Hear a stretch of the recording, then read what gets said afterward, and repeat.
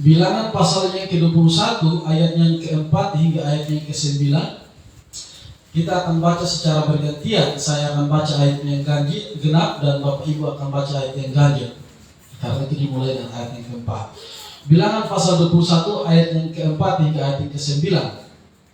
Ayat keempat, setelah mereka berangkat dari Gunung Hor, berjalan ke arah Laut Tiberau untuk mengelilingi tanah Edom, maka bangsa itu tidak dapat lagi menahan hati di tengah jalan. Ayat 5. Lalu mereka berkata-kata melawan Allah dan Musa, mengapa kamu memimpin kami keluar dari Mesir, supaya kami mati di padang gurun ini? Sebab di sini tidak ada roti dan tidak ada air, dan akan makanan hambar ini kami telah muak. Lalu Tuhan menyuruh ular tedung ke antara bangsa itu dan memagut mereka, sehingga banyak orang dari orang Israel itu yang mati. Kemudian datanglah bangsa itu mendapatkan Musa dan berkata, kami telah berdosa, sebab kami berkata-kata melawan Tuhan dan engkau. Berdoalah kepada Tuhan, supaya dijauhkannya ular-ular ini daripada kami. Lalu Musa berdoa untuk bangsa itu. Maka berfirmanlah Tuhan kepada Musa, buatlah ular tedung dan taruhlah itu pada sebuah tiang, maka setiap orang yang terpagut, jika ia melihatnya akan tetap hidup. Lalu Musa membuat ular tembaga dan menaruhnya pada sebuah tiang. Maka jika seorang dipagut ular dan ia memandang kepada ular tembaga itu, tetaplah ia hidup. Baik saudara-saudara yang Tuhan Yesus kasihi, kita akan mempelajari ini 4 hal penting di sini.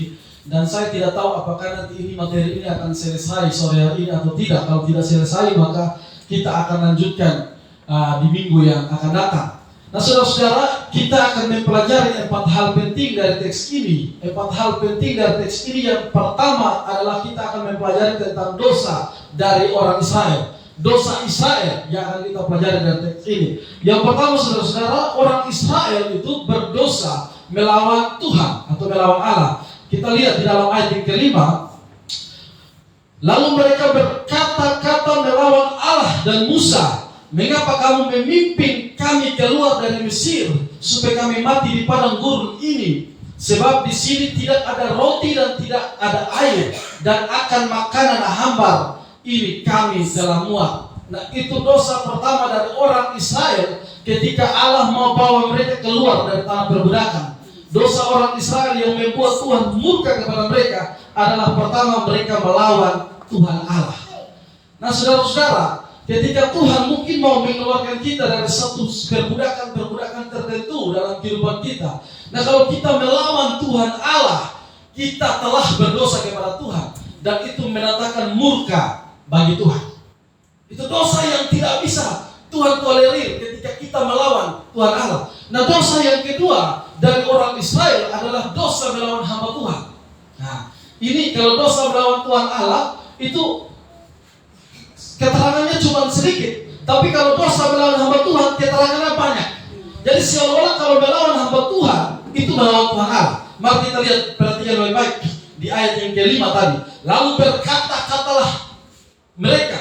mereka berkata-kata melawan Allah dan Musa, mengapa kamu memimpin kami keluar dari Mesir? Jadi saudara-saudara, dosa itu bukan saja dosa pada saat kita melawan Tuhan, tetapi pada saat kita melawan hamba Tuhan yang diutus Tuhan. Hati-hati, itu juga terhitung sebagai dosa. Jadi jangan kita menganggap, oh ini pendeta kecil, ini pendeta sorekau, ini pendeta. Jangan, dia pendeta, jangan. Lain hal dengan yang memang amburadul. Tapi hamba Tuhan yang benar-benar dipakai oleh Tuhan, jangan cari hal dengan dia. Saya bisa pastikan itu Tuhan pasti murka. Karena dosa ini bukan saja melawan tentang Tuhan, tapi melawan hamba Tuhan. Itu juga Tuhan murka, Bapak Ibu. Itu kita bisa lihat contoh ketika Miriam dan Harun itu menentang Musa di dalam Bilangan pasal 12 ayat 7 sampai 11. Mungkin satu orang bisa baca, bagi kita kakak mungkin bisa baca bagi kita. Bilangan pasal yang ke-12 ayat yang ke-7 sampai ayat yang ke-11.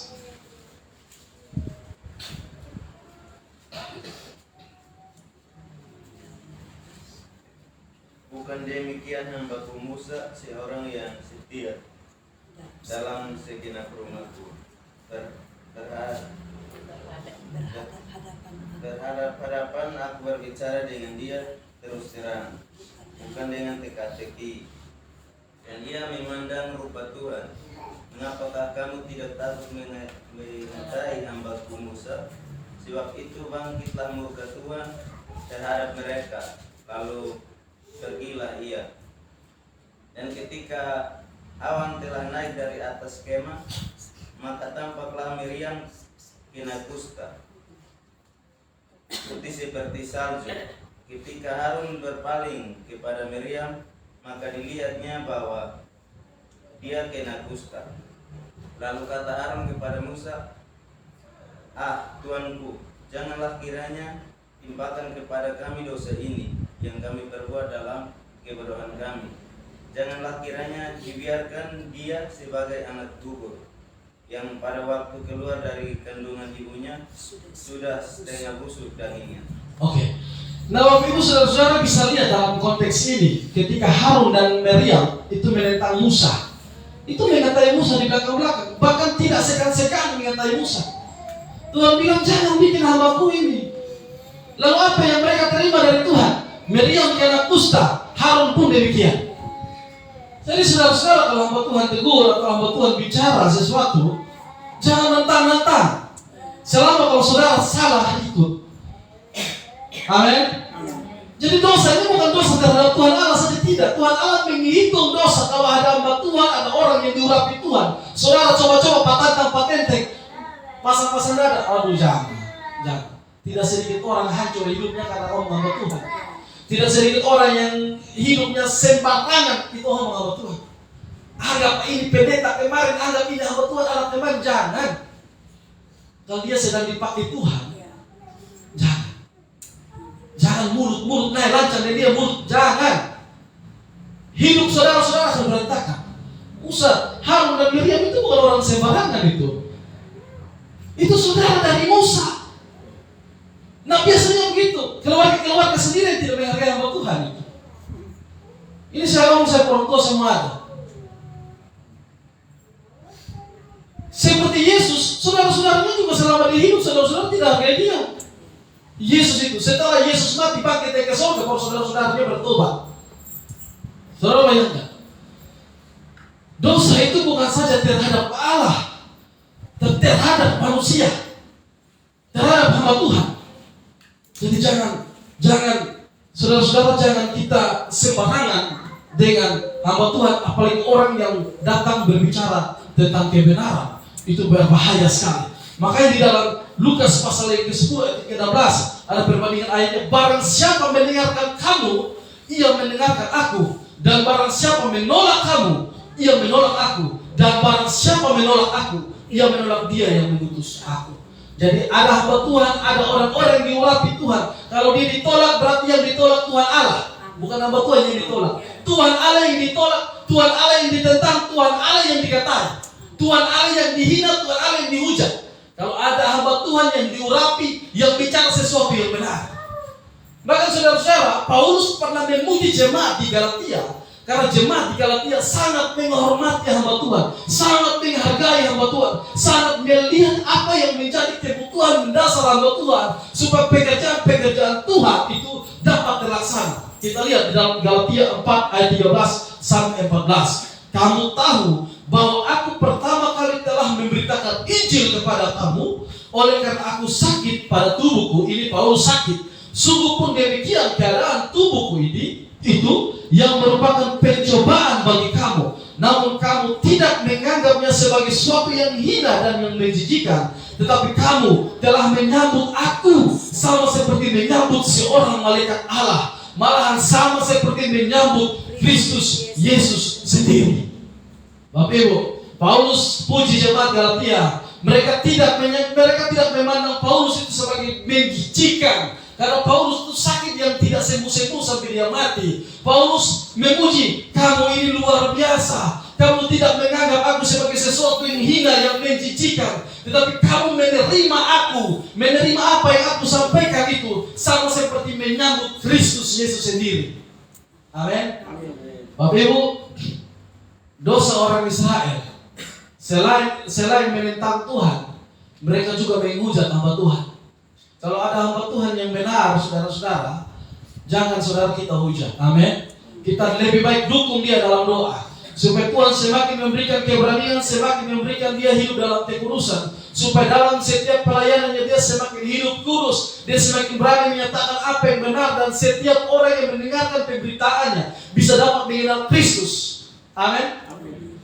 Lalu saudara-saudara, Paulus mengatakan dalam Galatia 6 ayat 17, selanjutnya jangan ada orang yang menyusahkan aku, karena pada tubuhku ada tanda-tanda milik Kristus. Saudara, kalau kita menyusahkan hamba Tuhan, kita menyusahkan orang-orang yang diurapi Tuhan, orang-orang yang menyampaikan kebenaran, itu bukan kita menyusahkan dia, kita sedang menyusahkan Tuhan. Dan itu hati-hati bagi kita.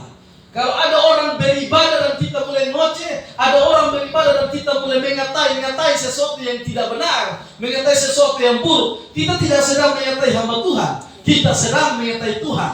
Dan Paulus bilang apa? Hati-hati. Hati-hati. Tetapi saudara-saudara, ini bukan berarti bahwa tidak boleh menegur hamba-hamba Tuhan yang salah. Bahkan Paulus pun secara tegas dia pernah bilang begini, terkutuklah dia. Itu merujuk kepada hamba-hamba Tuhan yang mengklaim diri sebagai hamba Tuhan, tetapi mengajarkan sesuatu yang salah. Kita baca di dalam Galatia pasal yang pertama ayat 8-9. Tetapi sekalipun kami atau seorang malaikat dari surga yang memberitakan kepada kamu suatu Injil yang berbeda dengan Injil yang telah kami beritakan kepadamu, terkutuklah dia. Seperti yang telah kami katakan dahulu, sekarang aku katakan sekali lagi, jika ada orang yang memberitakan kepada kamu suatu Injil yang berbeda dengan apa yang telah kamu terima, terkutuklah dia. Jadi Bapak Ibu, di satu sisi Paulus bilang tolong hargai hamba Tuhan. Bukan saja dosa menentang Tuhan Allah. Ketika hamba Tuhan lagi bicara benar, hamba Tuhan yang diurapi lagi hidup, lagi berjuang untuk pekerjaan Tuhan, dan kita ngomong hati-hati, kita melawan hati-hati, hati-hati. Tetapi Paulus juga bilang, kalau ada orang-orang yang mengatasnamakan hamba Tuhan, tapi pengajarannya hanya uang, populer, uang dan uang, saudara-saudara, Paulus bilang terkutuk orang-orang seperti itu. Makanya saya bersyukur sekali di gereja kami, di sinode kami ini, kita ini bukan dihimbau tapi diharuskan. Pendeta-pendeta dalam sinode gereja Kristen Ramani Injili, kita diharuskan oleh dalam pelayanan itu, pelayanan dalam kekudusan dan pelayanan dalam kesederhanaan. Jadi kita pendeta tidak boleh mewah-mewah. Sebaiknya uang-uang yang kita punya, terima berkat-berkat, itu dialihkan untuk pekerjaan Tuhan, dialihkan untuk pelayanan Tuhan. Dan memang sinode kami menekankan semua pendeta dalam sinode kami harus hidup pelayanan dalam kekudusan dan juga hidup pelayanan dalam kesederhanaan. Amin. Kita lihat banyak orang pendeta ini gayanya lebih dari DPR. Iya kan? Saudara, kami ini buka gereja, bangun rintis gereja, itu hanya untuk jiwa-jiwa. Tidak perlu orang mendatang status gereja, tidak perlu. Intinya mereka datang mendengarkan firman Tuhan secara benar. Bukan kami datang cari uang, tidak. Kami justru cari uang untuk pelayanan, itu berbeda. Mental kami di sinode ini berbeda. Berbeda sekali.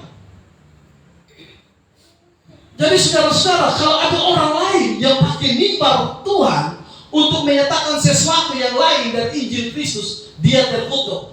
Tetapi saudara-saudara, kalau ada hamba Tuhan yang ngomong benar, ada hamba Tuhan yang pendeta yang diurapi, orang yang hidup benar, kudus, lalu orang ngomong-ngomong, hati-hati, hidupnya pasti berantakan. Hati-hati. Itu dosa yang tadi pertama, dosa melawan Allah. Yang kedua, dosa melawan hamba Tuhan. Yang ketiga, dosa menghina jalan Tuhan. Saudara-saudara, kita perhatikan di ayat yang kelima. Lalu mereka berkata-kata melawan Allah dan Musa, mengapa kamu memimpin kami keluar dari Mesir supaya kami mati di padang gurun ini? Sebab di sini tidak ada roti dan tidak ada air, dan akan makan makanan hamba ini kami telah muak. Saudara-saudara, yang bawa orang Israel keluar dari Mesir itu siapa? Tuhan. Yang bawa orang Israel menuju ke padang gurun itu siapa? Tuhan. Tetapi saudara lihat, orang Israel bilang apa? Supaya kami mati di padang gurun ini, menghina jalan Tuhan. Bapak Ibu, saudara-saudara, Kalau Tuhan sedang membawa kita melewati proses-proses kehidupan kita, dan mungkin kita sedang menangis akhir-akhir ini, jangan pernah hina proses itu. Jangan pernah kita hina jalan itu. Itu Tuhan yang bawa supaya mendewasakan kita. Itu Tuhan yang bawa supaya apa? Supaya kita mengerti bagaimana kehendak Tuhan. Beda dengan orang Israel. Orang Israel Tuhan bawa mereka ke padang gurun lewat Musa, tapi mereka yang menghina rencana dan jalan Tuhan. Kita tidak boleh seperti itu. Amin. Kita tahu bahwa hidup ini penuh dengan proses dan pergumulan. Tapi kita tahu bahwa setiap proses dan pergumulan itu pasti ada Tuhan di belakangnya. Dan kita lihat bahwa Tuhan membuat mereka melewati padang gurun bukan tidak ada tujuan. Tujuan mereka adalah satu negeri yang melimpah susu dan madu. Tapi Tuhan, kita lihat mereka menghina jalan Tuhan. Tuhan, kenapa bawa seperti ini? Biarkan kami mati di padang gurun. Mungkin saya dan saudara dalam akhir-akhir ini sedang melewati proses-proses seperti itu dari Tuhan. Dan proses-proses kita mungkin berbeda-beda. Dan mungkin kita bertanya, Tuhan, kenapa seperti ini? Hati-hati saudara-saudara. Jangan pernah hina jalan Tuhan. Jalan Tuhan bagi kehidupan kita itu bukan dilihat dari proses, tapi dilihat dari akhirnya. Ada susu dan madu di sana. Amin. Ada susu dan madu di sana. Kita tidak boleh bertanya, Tuhan, kenapa Tuhan tidak boleh begini? Kita tidak boleh bertanya kepada Tuhan, Tuhan, kenapa Tuhan melarang ini? Kita tidak boleh menentang Tuhan, kenapa Tuhan? Kita harus bergereja pagi dan sore. Kita harus pelayanan seperti ini, kenapa Tuhan? Tidak boleh tanya Tuhan seperti itu. Tidak boleh mengeluh dengan pelayanan-pelayanan Tuhan. Amin. Tidak boleh. Kita melihat, pagi sudah di gereja, Pak Pendeta khotbah keras dari pagi, sekarang sore lagi dapat khotbah keras lagi di sore ini. Saudara-saudara, tidak boleh mengeluh dengan semua yang Tuhan proses dalam kehidupan saya dan saudara. Itu semua baik. Amin. Semua baik adanya. Lalu saudara-saudara, dosa yang keempat yang orang Israel lakukan, dosa menghina pemberian Tuhan.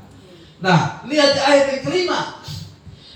Lalu mereka berkata melawan Allah dan Musa, mengapa kamu memimpin kami keluar dari Mesir supaya kami mati di padang gurun ini, sebab di sini tidak ada roti dan tidak ada air, dan akan makanan hamba kami telah muak. Bapak Ibu, orang Israel di padang gurun itu Tuhan kasih turun mana dari surga. Dong sampai makan-makan sampai bosan itu makanan, sampai bosan dan menghina itu makanan, muak itu makanan. Jijik, hamba kami telah muak. Bapak Ibu saudara-saudara, berkat yang mungkin Tuhan kasih kepada kita secara materi itu mungkin tidak seberapa dan tidak selalu sesuai dengan keinginan kita. Tapi jangan pernah berkata muak. Jangan. Itu berkat Tuhan. Kita bekerja sebagai buruh kasar. Kita bekerja sebagai apa setiap hari kita. Berkat-berkat yang sekecil apapun itu berkat daripada Tuhan. Amin. Jangan pada kita hina berkat-berkat daripada Tuhan. Kita mau makan setiap hari, makan di daun juga sampai kita bilang ini selama jadi kambing saja. Tidak apa-apa saudara-saudara. Itu pun berkat. Makanya saudara bisa lihat di kintal kami tidak ada satu daun marungga lagi. Selesai. Karena kami tahu itu berkat daripada Tuhan. Jangan pernah hina berkat daripada Tuhan. Sekecil apapun berkat itu daripada Tuhan. Dia mungkin tidak memuaskan keinginan saudara, tapi dia membuat engkau dan saya hidup. Mempermuliakan nama Tuhan. Orang Israel bilang apa? Mereka jijik terhadap makanan ini. Mereka jelek ini makanan, tidak enak. Karena tentu kalau orang Israel, biasa orang Israel hidup di Mesir itu, hidup meskipun dalam perbudakan, tapi perbudakan yang nikmat. Mereka mau makan apa ada di tempat perbudakan. Meskipun mereka diperbudak, tetapi nikmat. Saudara, kenikmatan tapi diperbudak ngapain kita? Makanya Allah mau membawa mereka keluar. Di padang gurun itu Allah proses kehidupan mereka. Tapi apa? Mereka menghina jalan Tuhan. Mereka menghina apa yang diberikan oleh Tuhan bagi diri mereka. Saudara-saudara, itu pelajaran yang pertama. Menghina Tuhan, menghina apa Tuhan, menghina karya Tuhan, menghina pemberian Tuhan. Itu pelajaran pertama, dosa orang Israel. Pelajaran yang keluar dari teks ini, hukuman Tuhan. Bapak Ibu, kita lihat dalam Bilangan 21 ayat 6. Lalu Tuhan menyuruh ular-ular tedung ke antara bangsa itu dan memagut mereka sehingga banyak dari orang Israel yang mati. Dalam New International Version dibilang ular tedung itu ular berbisa, satu kali patok itu pasti mati. Itu ular sangat berbisa sekali. Kalau kita cek di Wikipedia atau Encyclopedia, itu keterangan tentang itu ular itu mampu berdiri dalam keadaan tegak, mengancam dengan kepalanya setinggi 6 kaki, dan juga bisa bergerak dalam keadaan menegak, bahkan mampu bertantang mata dengan manusia. Setiap patokan ular tedung ini mengandung 70 mililiter racun yang sanggup membunuh gajah maupun 10 sampai 20 orang manusia. Ular tedung itu Bapak Ibu kalau ada yang fokus, ini saya bisa tunjuk. Tapi kalau Bapak Ibu mau lihat ular tedung itu semacam begini. Tinggi. Ini tinggi bukan tinggi main-main, tinggi. Ini satu saja PO 10 orang selesai.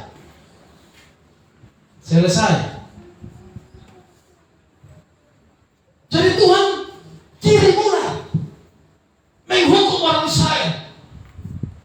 Kenapa Tuhan menghukum orang Israel? Karena dosa orang Israel tadi menghina Tuhan, menghina hamba Tuhan, menghina jalan Tuhan, menghina pemberian Tuhan.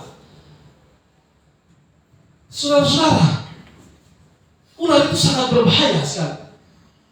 Kita lihat keterangan lanjutan. Ular ini mempunyai 3 racun, masing-masing menyerang saraf, menyerang darah, menyerang otot.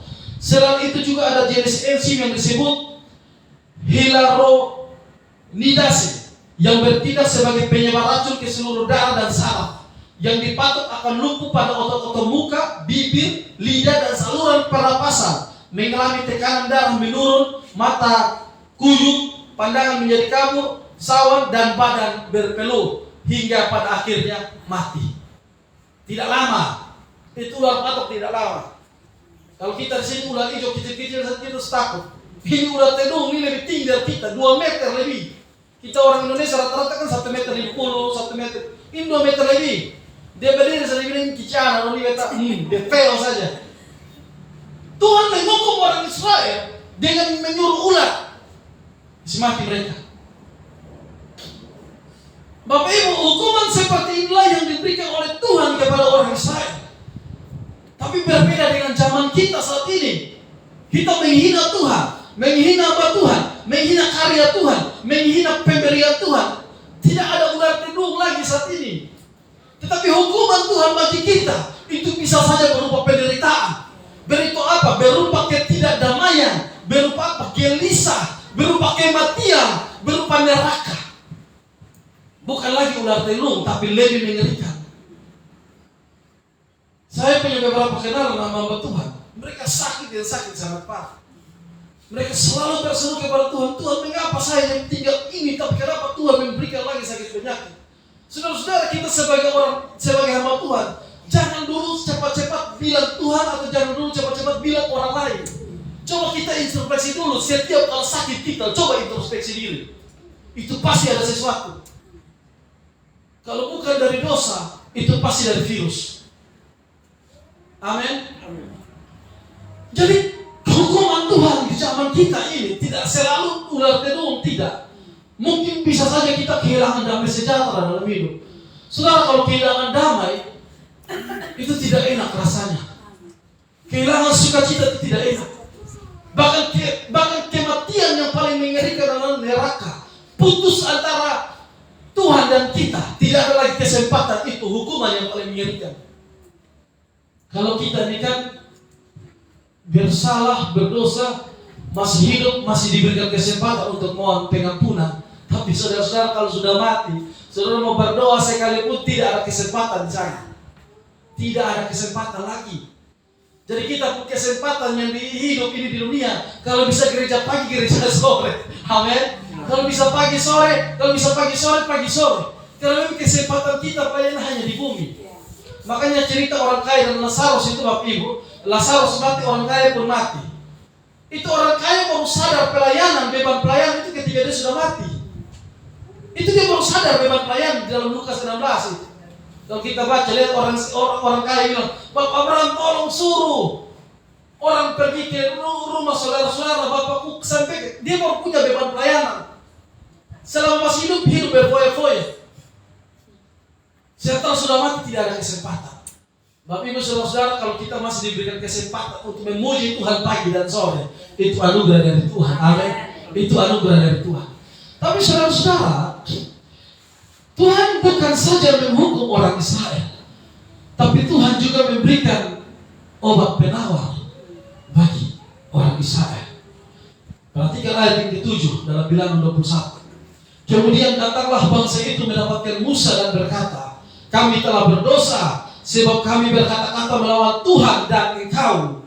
Berdoalah kepada Tuhan supaya dijauhkannya ular-ular ini daripada kami. Lalu Musa berdoa untuk bangsa itu. Saudara-saudara, perhatikan pengakuan orang Israel. Orang Israel tidak bilang begini, kami telah berdosa dan berkata-kata melawan Tuhan. Tidak hanya sampai situ. Kami telah berdosa dan berkata-kata melawan Tuhan dan engkau, Musa. Tuhan dan hamba Tuhan, bukan hanya Tuhan saja, dengan hamba Tuhan. Obat penawar hanya bisa berlaku ketika seseorang mulai sadar akan dosanya, mulai sadar dan mulai datang kepada Tuhan dan untuk dipulihkan. Makanya Musa langsung berdoa kepada Tuhan supaya dijauhkannya ular-ular ini daripada kami. Lalu Musa mulai berdoa untuk bangsa itu. Setelahnya ayat 8, maka berfirmanlah Tuhan kepada Musa, buatlah ular tedung dan taruhlah itu pada sebuah tiang. Maka setiap orang yang terpagut, jika ia melihatnya, akan tetap hidup. Saudara-saudara, Tuhan menghukum bangsa Israel dengan mengeringkan ular tedung. Tapi solusi yang Tuhan berikan cuma satu. Suruh Musa bikin ular tembaga, ular tedung dari tembaga, lalu taruh di situ di atas tiang melingkar seperti ini gambarnya. Seperti ini kelihatan? Dari jauh kelihatan. Ya, seperti ini. Jadi setiap orang yang dipagut ular tedung itu hanya melihat saja kepada ular yang Tuhan suruh Musa buat itu, patung ular, itu pasti sembuh. Di sini bukan Musa sedang membuat berhala, tidak. Musa tidak sedang membuat patung untuk disembah, tidak. Penekanan di dalam Bilangan 21:4-9 ini bukan terhadap sesuatu untuk penyembahan berhala, tidak. Itu semacam tipologi terhadap Kristus. Jadi hukuman orang Israel berdosa kepada Tuhan, hukumannya ular pagut mereka, dan obat penawarnya cuma satu, ular telung. Ular yang dibuat oleh Musa dari tembaga digantung di tiang. Jadi setiap orang yang dipagut cuma lihat itu sembuh. Ular itu, saudara-saudara, itu tipologi dari Kristus. Tahu dari mana? Kita lihat Yohanes pasal 3 14-15. Dan sama seperti Musa meninggikan ular di padang gurun, demikian juga Anak Manusia harus ditinggikan, supaya setiap orang yang percaya kepadanya beroleh hidup yang kekal. Saudara-saudara, pada zaman bangsa Israel berdosa, hukumannya ular tedung dan obatnya ular tembaga. Ular tedung, patung ular tembaga itu. Tapi zaman kita, ketika kita berdosa, hukumannya kekal. Obatnya cuma satu, Yesus. Amin. Obatnya cuma satu, Tuhan Yesus. Makanya jangan percaya teologi liberal itu, saudara-saudara, yang mengajarkan banyak jalan menuju Roma. Karena itu kalau banyak jalan menuju Roma, banyak jalan menuju surga. Tidak ada. Menuju surga cuma satu jalan, Tuhan Yesus. Amin. Tidak ada jalan lain. Saudara jangan masuk gereja-gereja yang paham liberal lalu mengajarkan kalau banyak jalan menuju Roma, kalau itu pasti banyak jalan menuju surga. Tidak. Orang Israel ketika dipagut ular hanya memandang kepada ular yang dibuat Musa. Tidak ada ular-ular yang lain. Kita berdosa, hukumannya kekal, hanya memandang kepada Kristus. Obatnya hanya Kristus. Tidak ada obat yang lain. Amin. Jadi Bapak Ibu jangan percaya terhadap teologi-teologi yang aneh-aneh itu, yang terlalu humanis, yang terlalu toleransi sampai kebebasan. Kalau bicara tentang Yesus adalah Tuhan dan Juru Selamat satu-satunya, orang berkata jangan terlalu ekstrim. Tidak bisa, saudara-saudara. Itu iman kita masalahnya. Ya. Keselamatan itu memang di dalam Yesus. Tidak ada di dalam lain, di dalam Yesus. Amin.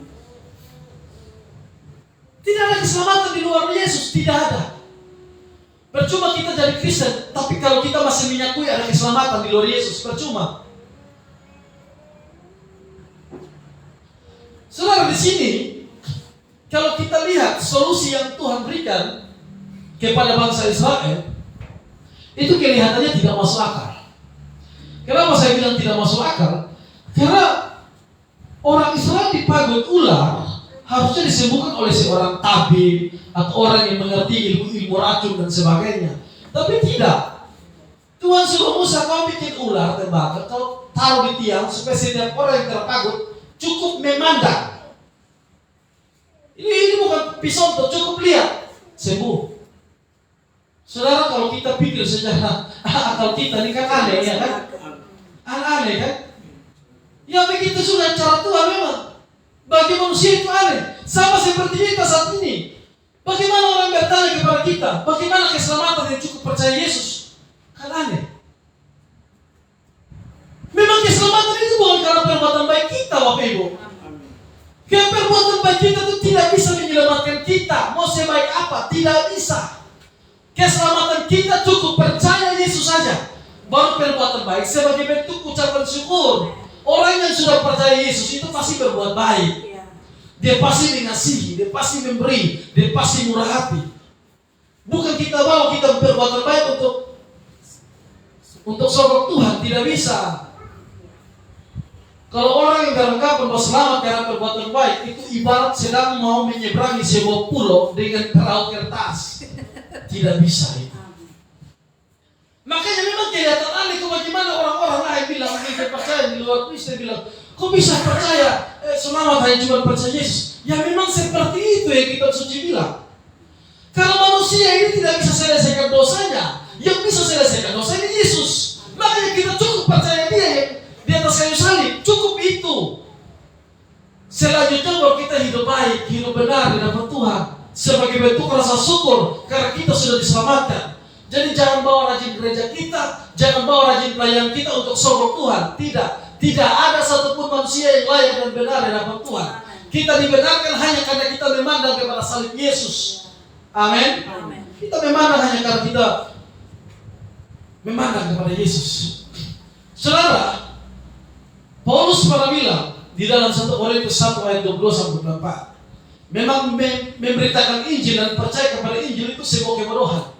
Paulus bilang begini, orang-orang Yahudi yang menghendaki tanda dan orang-orang Yunani yang mencari hikmat, tetapi kami memberitakan Kristus yang disalibkan untuk orang-orang Yahudi suatu batu sandungan dan untuk orang-orang bukan Yahudi suatu kebodohan. Tetapi untuk mereka yang dipanggil, baik orang Yahudi maupun orang Yunani, Kristus adalah kekuatan dan hikmat besar. Saudara-saudara, bagi orang yang tidak percaya Yesus sungguh-sungguh dan yang tidak punya Roh Kudus, gereja seperti ini, ibadah seperti ini sesuatu yang aneh, sesuatu yang menjijikan, sesuatu yang konyol, sesuatu yang dipandang mata orang kebodohan. Tetapi bagi kita yang sudah tahu Kristus, sudah percaya dan ada Roh Kudus, ini suatu sukacita besar. Amen. Karena tidak semua orang bisa punya kesempatan untuk berbakti seperti kita. Amin. Tidak semua orang. Makanya orang-orang yang tidak percaya itu menganggap ini sebuah kebodohan. Ini sebuah kebodohan.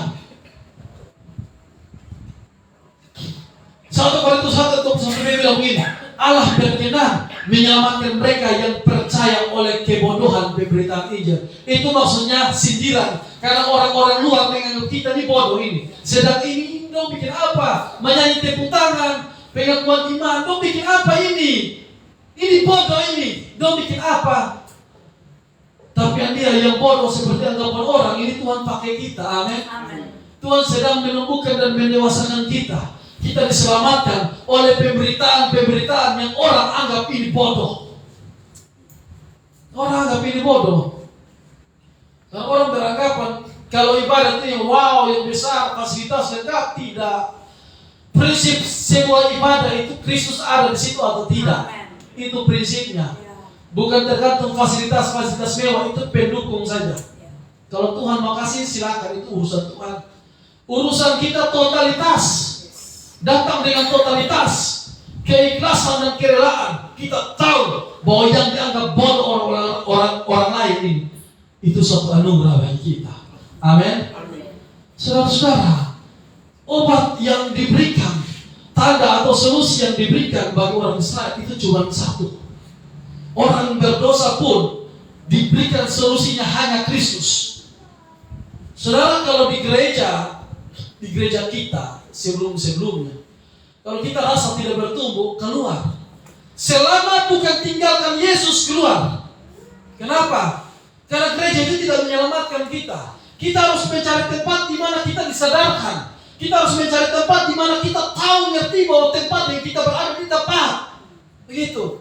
Banyak orang bertahan di satu tempat hanya karena wawnya, bukan karena mau berubahnya. Hanya karena wawnya, hanya karena sebuah perasaan dan sebagainya.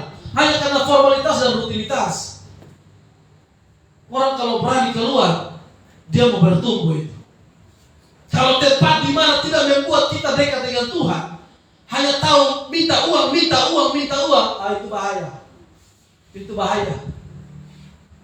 Bahaya. Saudara jangan menganggap bahwa gereja-gereja besar atau gedung-gedung besar itu Tuhan berkenan. Tidak selalu. Tidak selalu. Dan menganggap bahwa yang kecil-kecil ini Tuhan tidak berkenan. Tidak. Berkenan dan tidak berkenan, ada Kristus di situ atau tidak. Kalau gereja-gereja besar, gedung-gedung besar, tetapi seperti diskotik, tidak ada pemberitaan firman, tidak ada pengajaran, semua hanya selebrasi. Itu juga aneh. Orang ke sana itu hanya mau melihat sesuatu yang wow. Orang ke sana itu hanya melihat sesuatu yang biasa-biasa. Saudara-saudara, orang harus disadarkan bahwa dia berdosa dan dia tidak bisa sampai kepada Bapa tanpa Yesus. Orang harus disadarkan itu dulu. Itu yang lebih penting daripada sesuatu yang wow. Saudara-saudara, kita lihat di zaman Nuh. Di zaman Nuh, orang yang mau selamat harus naik di bahtera. Tuhan hanya menyediakan satu bahtera di zaman Nuh. Tidak ada bahtera lain. Pada ketika Tulah ke-10 di Israel, orang-orang Israel waktu di Mesir itu, saudara-saudara, itu harus mengoleskan darah domba di pintu-pintu di rumah mereka. Itu caranya cuma satu. Di zaman Nuh caranya cuma satu, yaitu bahtera. Waktu di Israel masih dipermudahkan di Mesir, caranya cuma satu, darah anak domba dioleskan ke ambang-ambang pintu. Waktu zaman Musa di padang gurun, caranya juga cuma satu, ular tembaga. Semuanya itu hanya tipologi untuk menjelaskan tentang Kristus, bahwa tidak ada keselamatan di luar Tuhan Yesus. Tidak ada. Yesus bilang begini dalam Yohanes 14 ayat 6. Kata Yesus kepadanya, Akulah jalan dan kebenaran dan hidup. Tidak ada seorang pun yang datang kepada Bapa kalau tidak melalui aku. Saudara, Tuhan Yesus omong ini belum ada agama Kristen, belum ada agama-agama yang kita kenal di Indonesia. Belum ada. Tuhan Yesus omong ini di agama-agama Yahudi, agama-agama pagan waktu itu. Belum ada Kristenan, belum ada. Belum ada agama-agama saja Tuhan Yesus sudah klaim. Tidak ada semua yang datang kepada Bapa kalau tidak melalui Yesus, kata Yesus. Heran kalau kita zaman sekarang ada pendeta yang bilang keselamatan ada di luar Yesus, itu heran. Bahasa kasarnya pendeta itu makan dari kolekte jemaat, dari persembahan jemaat kepada Tuhan, itu pendeta hidup dari situ. Lalu memberitakannya menghina Tuhan, itu herannya di situ. Makanya Paulus bilang, kalau ada orang-orang memberitakan Injil yang lain daripada mereka memberitakan Injil tentang Yesus, terkutuk. Tidak peduli cuma pendeta besar, tidak peduli. Kalau yang diajarkan lain, itu terkutuk. Makanya saudara-saudara, kita bersyukur sekali kita dapat percaya Yesus. Tidak semua orang bisa percaya Yesus. Saudara bisa tengok di luar sana, tidak semua orang bisa percaya Yesus. Saya dan saudara bisa sampai percaya Yesus, itu hanya karena anugerah. Amin. Itu anugerah. Petrus pernah bilang dalam Kisah 4 ayat 12, dalam keselamatan tidak ada dalam siapapun juga selain di dalam Dia. Sebab di kolong langit ini tidak ada nama lain yang diberikan kepada manusia yang olehnya kita dapat diselamatkan. Hanya Yesus. Omong tentang Yesus bagi orang-orang yang jarang gereja, itu terlalu berlebihan bagi mereka. omong tentang Yesus, omong tentang pelayanan, omong tentang sesuatu yang untuk memuliakan Tuhan bagi orang-orang yang belum paham pelayanan, itu kebodohan. Tapi saudara-saudara ingat satu hal, kita hidup karena anugerah, harus lebih taat kepada Tuhan daripada kita dengar ocehan-ocehan orang yang tidak membangun kita. Amin. 1 Yohanes 5 ayat 11-12. Dan inilah kesaksian itu, Allah telah mengaruniakan hidup yang kekal kepada kita, dan hidup itu ada di dalam anaknya. Barang siapa memiliki anak, ia memiliki hidup. Barang siapa tidak memiliki anak, ia tidak memiliki hidup. Allah itu bukan hanya kasih, dia juga adil. Kasihnya memberikan anak. Yang percaya Yesus selamat, yang tidak percaya Yesus tidak ada toleransi, tidak bisa, tidak selamat. Amin. Dalam Yohanes 8:24b bilang begini, jikalau kamu tidak percaya bahwa akulah dia, kata Yesus, kamu akan mati di dalam dosamu. Jadi percuma kita bergereja, percuma kita pelayanan Tuhan, tapi kepercayaan kita terhadap Yesus itu masih setengah-setengah. Saudara, kita harus yakin, harus 100% yakin kalau kita mati hari ini dan saat ini, kita yakin bahwa kita masuk surga. Karena keyakinan kita bersandar, berdasar pada salib Kristus. Amin. Bukan karena kita, karena salib Kristus, bukan karena kita. Yang keempat, saudara-saudara, tadi yang pertama dosa melawan Tuhan, dosa orang Israel, dosa melawan Tuhan, dosa melawan hamba Tuhan, dosa menghina pekerjaan Tuhan, jalan Tuhan, dosa menghina pemberian Tuhan. Lalu Tuhan menghukum mereka, lalu Tuhan memberikan obat. Lalu yang keempat, keselamatan yang dialami atau kesembuhan.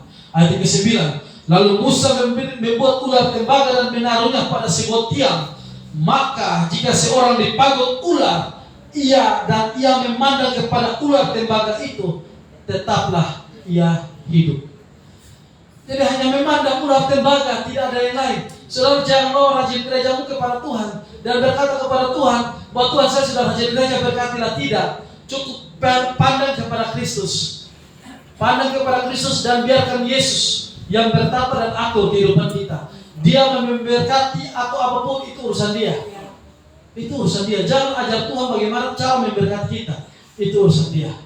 Yohanes 3 ayat 14-15. Dan sama seperti Musa meninggikan ular di padang gurun, demikian juga Anak Manusia harus ditinggikan, supaya setiap orang yang percaya kepadanya beroleh hidup yang kekal. Amin, Bapak Ibu. Kepercayaan kita hanya pada Yesus. Pelayanan kita semua berdasar pada salib Kristus. Makanya pelayanan kita yang kita bangun di Kupang ini bernama Christ Oriented.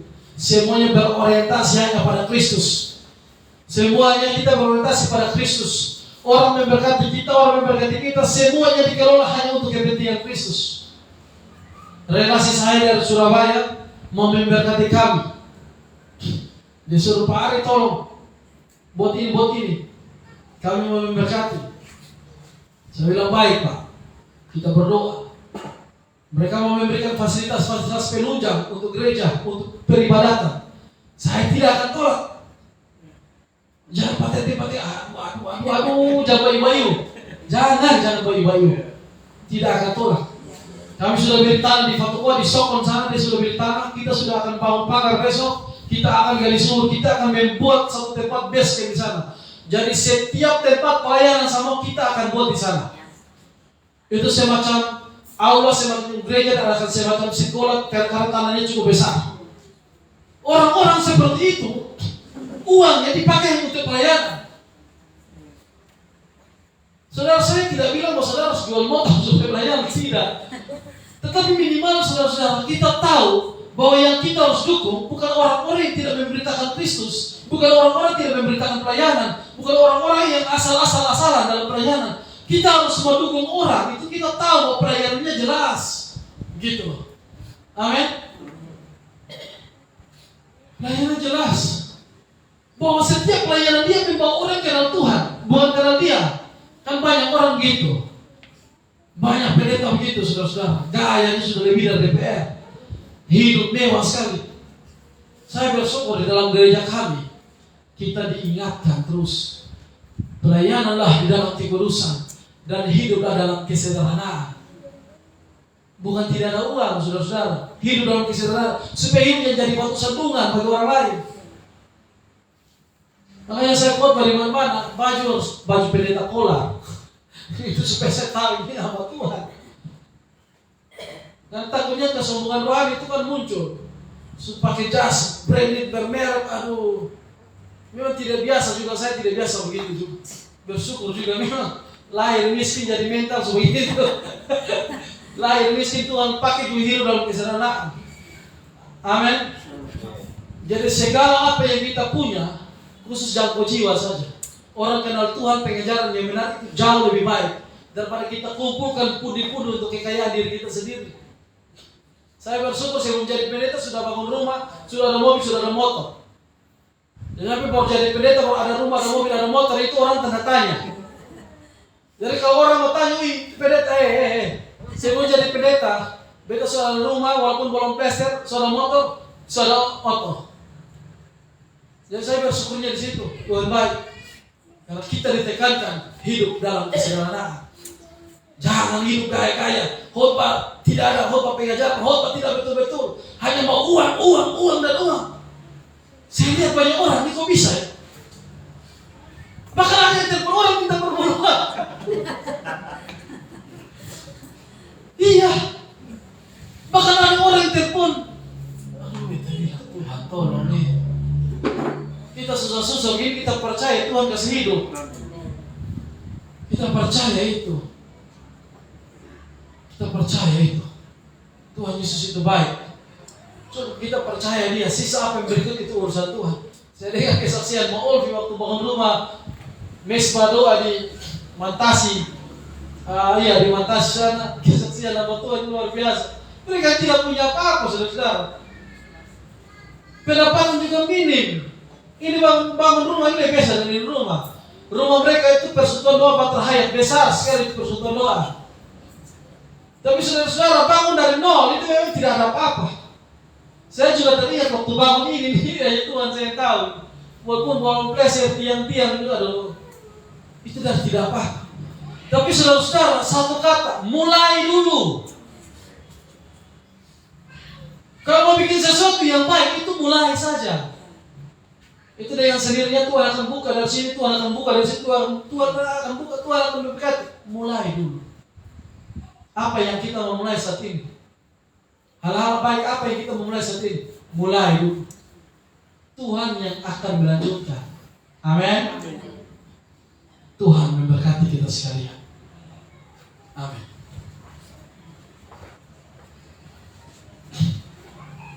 Saya minta Bapak Ye berdoa mengucap syukur firman Tuhan.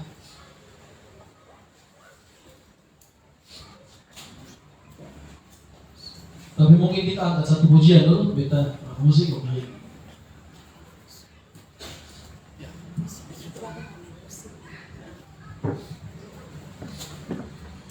Berdoa mengucap syukur firman Tuhan.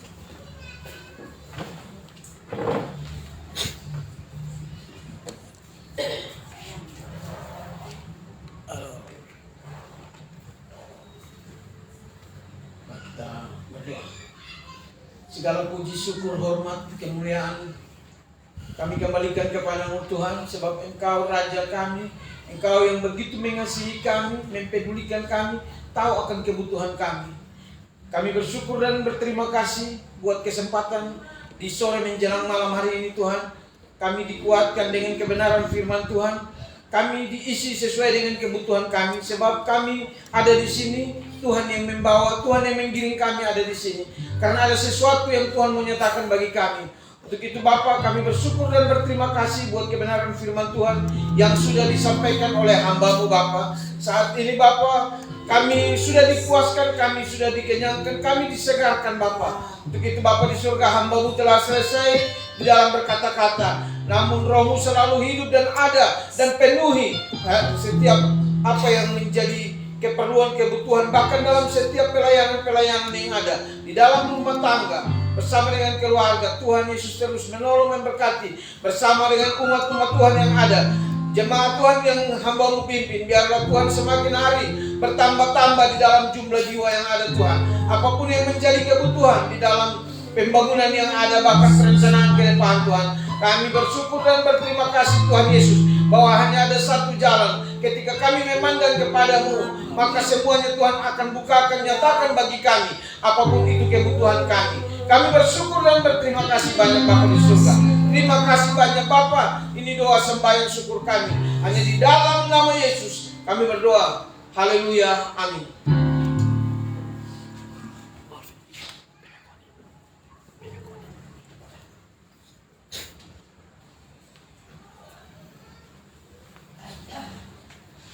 Baik, terima kasih.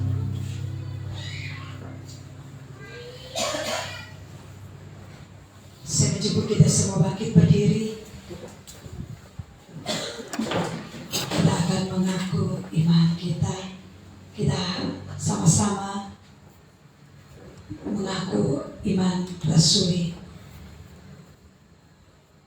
Aku percaya kepada Allah, Bapa yang Maha Kuasa, Hari langit dan bumi, dan kepada Yesus Kristus, Anaknya yang tunggal Tuhan kita, yang dikandung daripada Roh Kudus, lahir dari darah Maria, yang menderita di bawah pemerintahan Pontius Pilatus, disalibkan, mati dan dikuburkan, turun ke dalam kerajaan maut.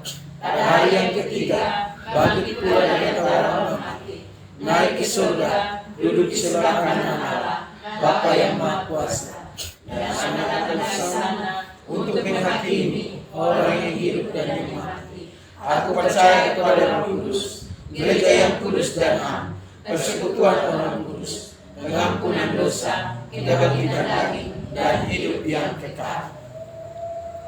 Haleluya. Baik, silakan duduk kembali. Kita akan memberikan persembahan syukur kita kepada Tuhan. Namun sebelumnya, mari kita berdoa. Bapa kami yang di sorga, kami mengucap syukur karena Engkau telah menyertai kami, Engkau telah menuntun kami di dalam pemberitaan firman Tuhan. Biarlah semua yang kami dengar, Tuhan klaimkan dan meteraikan di dalam roh hati kami.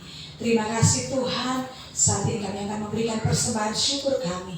Tuhan memberkati setiap apa yang sudah kami siapkan dari rumah tangga kami masing-masing. Biarlah setiap persembahan yang kami bawa boleh kami pergunakan untuk pelayanan pelebaran kerajaan Allah di muka bumi ini lewat pelayanan di tempat ini. Terima kasih Tuhan, memberkati setiap tangan-tangan yang memberi, dan biarlah lewat kehidupan kami terkhususnya kami boleh mempersembahkan hidup kami sebagai persembahan yang hidup, yang kudus dan yang berkenan bagi-Mu Tuhan. Terpuji nama-Mu Bapa, dalam nama Tuhan Yesus kami berdoa. Amin. Baik, saya jemput kita semua bangkit berdiri. Kita akan memberikan persembahan syukur kita kepada Tuhan. Selamat memberi, Tuhan Yesus memberkati kita semua. Di badai topan dunia, Tuhan telah tempat perlindungan kita semua. Tuhan Yesus memberkati kita semua.